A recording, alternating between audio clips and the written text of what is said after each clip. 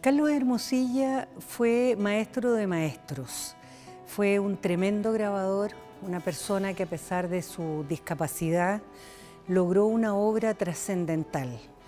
Fue un artista ciudadano, habló visualmente de la ciudad, de los conflictos, de los problemas que tenía una ciudad como Valparaíso.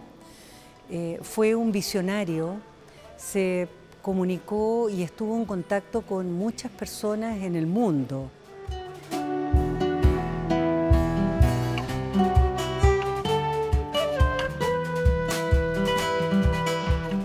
Poder derribar ciertos mitos que existen frente a la obra de Hermosilla, como su carácter caprichoso a la hora de generar obra. Cabe mencionar que el capricho en lo que es las obras de arte no tiene que ver con algo banal ni loco como en la cotidianidad, sino que el capricho se le llama a ese afán de ir improvisando sobre la marcha. Cosa que al conocer la obra de Hermosilla, su cantidad grande de dibujos y grabados, uno se da cuenta de que cuando él llega a la matriz y empieza a trabajar en un trabajo concreto como el grabado, ya tiene una concepción bastante profunda de lo que pretende hacer, tanto en lo intelectual y estético como en lo técnico.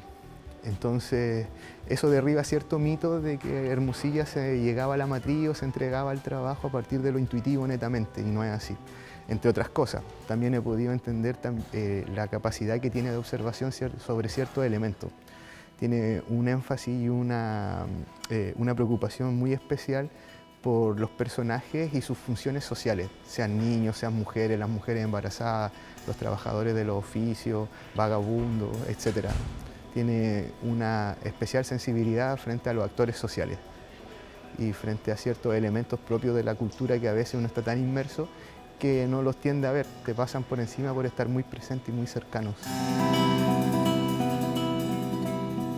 Siempre hay algo como detrás de la obra de Hermosilla en que nos remite a Valparaíso. Podríamos decir que él se mueve entre lo estético y lo identitario con los personajes de Valparaíso, con la iconografía que él pensaba que debía mostrarse desde Valparaíso.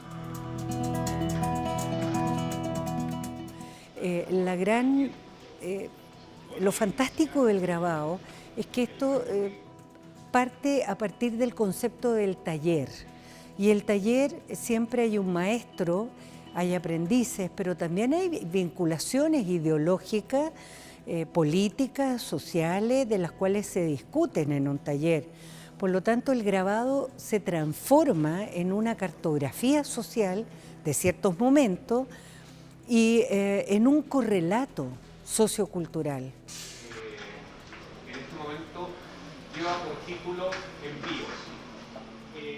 Tú estás trabajando sobre un soporte que no va a ser lo que el espectador va a ver finalmente, sino que tú estás preparando un soporte mediático en el que luego se va a imprimir y lo que va a ver la persona o el espectador es el resultado final. En los afiches hay muchos textos y personajes que están retratados y que uno los puede reconocer como personajes. El maestro Carlos Hermosilla en ese caso, y algo que nos pasa a todos los grabadores hasta cierto punto, es la necesidad de poder invertir la imagen mental, pensarla de manera negativa, para que una vez que sea impresa se vea de manera positiva y se pueda entender tanto los textos, o sea, escribir de derecha a izquierda, como hacer personajes invertidos, porque una vez al invertir la imagen el personaje pierde su fisionomía. La manera antigua y clásica de ver los grabados era en libros de estampa donde habían series completas, entonces era mucho más cercano a esto, a una biblioteca, a un gabinete de estampa, que a un muro como en las pinturas. Entonces exhibitivamente era mucho más retraído o más, ¿cómo se puede decir?, concentrada la observación del grabado, lo que lo hacía mucho más propicio para gente que era como de más bajo perfil. Entonces no hacían grandes inauguraciones cuando se inauguraban muestras de grabado, como se pasaba con la pintura o la escultura, sino que se citaba gente a lugares como estos, como una biblioteca, a sentarse en una mesa y a descubrir una imagen, un relato en un libro de grabado.